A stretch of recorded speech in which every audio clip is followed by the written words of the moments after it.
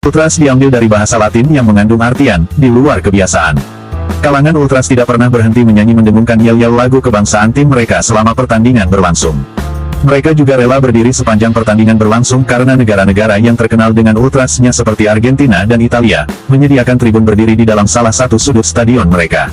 Selain itu pun para Ultras paling senang menyalakan kembang api atau petasan di dalam stadion karena hal itu didorong untuk mencari perhatian, bahwa mereka hadir di dalam kerumunan manusia di dalam stadion. Dengan kemegahan dan kesuramannya Ultras adalah fenomena khas Italia, representasi masyarakat Italia, dan identitas Calcio. Seperti halnya kualitas Lega Serie A yang menjadi kiblat dunia sepak bola, seperti sistem Catenaccio yang mengilhami banyak pelatih di dunia, maka aksi Ultras di stadion pun menjadi rujukan dan referensi bagi supporter-supporter negara lain, termasuk kelompok supporter di Indonesia. Supporter di Indonesia sedang berada dalam periode bertumbuh.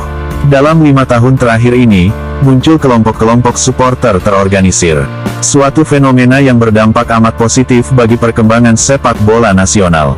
Kehadiran kelompok supporter ini sedikit banyak merubah gaya dukung dan pola perilaku penonton di lapangan.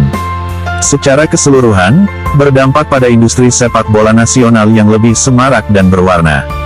Tak bisa dipungkiri aksi-aksi kreatif kelompok supporter di Indonesia ini mengadopsi gaya supporter luar negeri. Meski di kemudian hari, terjadi proses kreatif dengan lebih banyak menampilkan produk budaya lokal. Supporter luar negeri yang menginspirasi itu bisa dari Baras Bravas Argentina, Amerika Latin, Roligan, Denmark, Tartan Army, Skotlandia, dan tentunya Italian Ultras. Kentalnya budaya Ultras bisa dilihat dengan teramat jelas dari atraksi kelompok supporter kita di lapangan. Mulai dari menempati sisi tribun tertentu meski tidak selalu di belakang gawang. Namun yang konsisten di sekitar belakang gawang diantaranya yaitu BCS, Ultras Persis, Curvanor Persija, Ultras Gresik dan Greener, sedangkan beberapa kelompok supporter lainnya lebih suka di tribun tengah menghadap kamera. Menggunakan istilah asing, Ultras terkadang tidak juga salah asal mengerti dan paham mengenai istilah tersebut. Ultras yang dipakai lebih ke mentalitasnya, nilai-nilainya, saat supporter berdiri 90 menit dan meneriakkan lagu-lagu pembangkit semangat, bukan lagu-lagu cacian kepada suatu kelompok, tak peduli hasil yang dicapai.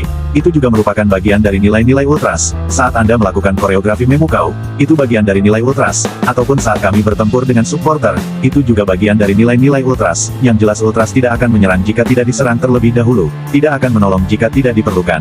Seorang Ultras sejati tidak memiliki nama, hanya teman dekat yang mengetahuinya.